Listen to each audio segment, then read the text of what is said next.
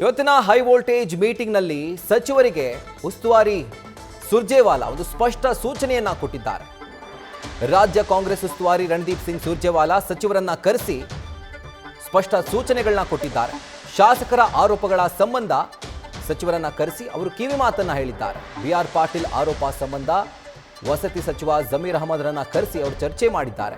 ವಸತಿ ಇಲಾಖೆಯಲ್ಲಿರುವಂತಹ ಮನೆ ಹಂಚಿಕೆಯನ್ನ ಸರಿಪಡಿಸಿಕೊಳ್ಳುವಂತೆ ಅವರು ಸೂಚನೆಯನ್ನ ನೀಡಿದ್ದಾರೆ. ಅದರ ಜೊತೆಗೆ ಭೈರತಿ ಸುರೇಶ್ ಸಚಿವ ಎಂಸಿ ಸುಧಾಕರ್ ಅನ್ನು ಕೂಡ ಕರೆಸಿ ಅವರು ಮಾತುಕತೆ ಆಡಿದ್ದಾರೆ. ಶಾಸಕರು ಏನು ಅಸಮಾಧಾನವನ್ನ ತೋಡ್ಕೊಂಡಿದ್ರು ಅದನ್ನ ಸಚಿವರ ಗಮನಕ್ಕೆ ಉಸ್ತುವಾರಿ ತಂದಿದ್ದಾರೆ. ಏನೇನು ಆರೋಪ ಮಾಡಿದ್ದಾರೆ, ಹೇಗೆ ಅದನ್ನ ಸರಿಪಡಿಸ್ಕೊಳ್ಬೇಕು, ಮುಂದೆ ಹೀಗಾಗದಿರೋ ಥರ ಏನೇನೆಲ್ಲ ಮಾಡಬೇಕು, ಯಾವ ರೀತಿ ನೋಡ್ಕೊಳ್ಬೇಕು, ಇದೆಲ್ಲದರ ಕುರಿತಾಗಿ ಸಚಿವರಿಗೆ ರಣದೀಪ್ ಸುರ್ಜೇವಾಲಾ ಸಲಹೆ ಕೊಟ್ಟಿದ್ದಾರೆ. ಕಾಂಗ್ರೆಸ್ನ ಅತೃಪ್ತ ಶಾಸಕರು ಬಹಿರಂಗವಾಗಿ ತಮ್ಮ ಅಸಮಾಧಾನವನ್ನು ವ್ಯಕ್ತಪಡಿಸ್ತಾ ಇದ್ರು.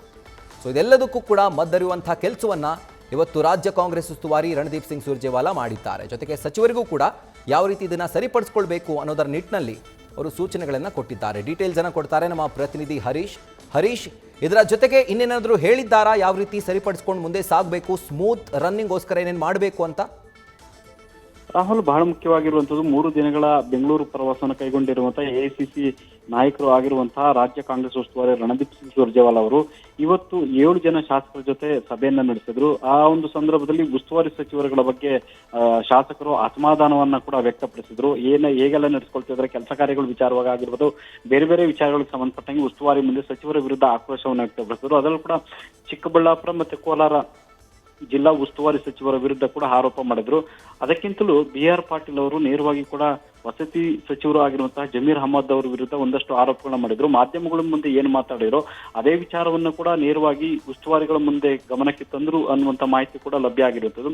ಸೊ ಒಂದಷ್ಟು ವಸತಿ ಇಲಾಖೆಯಲ್ಲಿ ಮನೆಗಳ ಹಂಚಿಕೆಗೆ ಸಂಬಂಧ ಆಗಿರುವಂತಹ ಅವ್ಯವಹಾರಕ್ಕೆ ಸಂಬಂಧಪಟ್ಟಂಗೆ ದಾಖಲೆ ಸಮೇತ ಬಿಆರ್ ಪಾಟೀಲ್ ಅವರು ಉಸ್ತುವಾರಿಗಳ ಗಮನಕ್ಕೆ ತಂದ್ರು. ಇದಕ್ಕೆ ಸಂಬಂಧಿಸಿದಂತೆ ಯಾಕಂದ್ರೆ ಸಂಜೆ ಹೊತ್ತಿಗೆ ಎಲ್ಲ ಶಾಸಕರ ಎಲ್ಲ 1-to-1 ಸಭೆಯನ್ನು ಮುಗಿಸಿದಂತಹ ಸುರ್ಜೇವಾಲಾ ಅವರು ನೇರವಾಗಿ ಖಾಸಗಿ ಹೋಟ್ಲಿಗೆ ತೆರಳುತ್ತಾರೆ. ಅಲ್ಲಿ ವಾಸ್ತವ್ಯ ಹೂಡಿರುವಂತಹ ಜಾಗದಲ್ಲಿ 3 ಜನ ಪ್ರಮುಖ ಸಚಿವರನ್ನು ಕೂಡ ಅಲ್ಲಿ ಕರೆಸ್ಕೊಳ್ತಾರೆ. ಅಂದ್ರೆ ವಸತಿ ಸಚಿವರಾಗಿರುವಂತಹ ಜಮೀರ್ ಅಹಮದ್ ಮತ್ತೆ ಕೋಲಾರ ಜಿಲ್ಲಾ ಉಸ್ತುವಾರಿ ಸಚಿವ ಭೈರತಿ ಸುರೇಶ್, ಚಿಕ್ಕಬಳ್ಳಾಪುರ ಉಸ್ತುವಾರಿ ಸಚಿವರ ಎಂಸಿ ಸುಧಾಕರ್ ಇವರ 3ರನ್ನು ಕರೆಸ್ಕೊಂಡು ತಿಳಿ ಹೇಳುವಂತ ಕೆಲಸವನ್ನ ಕೂಡ ಮಾಡ್ತಾರೆ. ಅಂದ್ರೆ ಶಾಸಕರು ಏನೆಲ್ಲ ಆರೋಪಗಳನ್ನ ಮಾಡಿದ್ದಾರೆ, ಸೊ ಈ ಆರೋಪಕ್ಕೆ ಸಂಬಂಧಪಟ್ಟಂಗೆ ಏನೆಲ್ಲ ಬದಲಾವಣೆ ಮಾಡ್ಕೊಳ್ಬೇಕಾಗುತ್ತೆ, ತಮ್ಮ ನಡೆಯನ್ನು ಹೇಗೆ ಬದಲಾಯಿಸ್ಕೊಳ್ಬೇಕಾಗುತ್ತೆ, ಕಾರ್ಯವೈಖರಿಯನ್ನು ಹೇಗೆ ಬದಲಾಯಿಸ್ಕೊಳ್ಬೇಕಾಗುತ್ತೆ, ಸೊ ಮುಂದೆ ಶಾಸಕರಿಂದ ಆಗುವ ಆರೋಪಗಳು ಎದುರಾಗದಂತೆ ಮುಂದೆ ಯಾವ ರೀತಿ ಹೆಜ್ಜೆ ಇಡಬೇಕು ಅನ್ನುವಂತ ನಿಟ್ಟಿನಲ್ಲಿ ಎಲ್ಲ 3 ಜನ ಸಚಿವರಿಗೂ ಕೂಡ ಒಂದಷ್ಟು ಕಿವಿ ಮಾತನ್ನ ಹೇಳಿದ್ದಾರೆ ಅನ್ನುವಂತ ಮಾತುಗಳು ಕೂಡ ಈಗ ಕೇಳಿ ಬರ್ತಾ ಇರುವಂತದ್ದು. ಜೊತೆಗೆ ನಾಳೆ ಮತ್ತೆ ನಾಡಿದ್ದು 2 ದಿನಗಳ ಕಾಲ ಮತ್ತೆ ಶಾಸಕರ ಅಭಿಪ್ರಾಯ ಸಂಗ್ರಹ ಮುಂದುವರಿಯಲಿದೆ. ಸೊ ಹಾಗಾಗಿ ಇವತ್ತು ಯಾವೆಲ್ಲ ಶಾಸಕರು ಒಂದು 1-to-1 ಸಭೆ ಸಂದರ್ಭದಲ್ಲಿ ಆರೋಪಗಳನ್ನ ಮಾಡಿದ್ರು, ಸಚಿವರ ವಿರುದ್ಧ ಅಸಮಾಧಾನ ಹೊರಹಾಕಿದ್ರು, ಅದಕ್ಕೆ ಸಂಬಂಧಪಟ್ಟಂಗೆ ಇವತ್ತೇ ರಾತ್ರಿನೇ ನೇರವಾಗಿ 3 ಜನ ಸಚಿವರನ್ನ ಕರೆಸ್ಕೊಂಡು ಅವರು ತಿಳಿ ಹೇಳಿರುವಂತದ್ದು. Rahul, right Harish, thank you ಡೀಟೇಲ್ಸ್ಗೆ.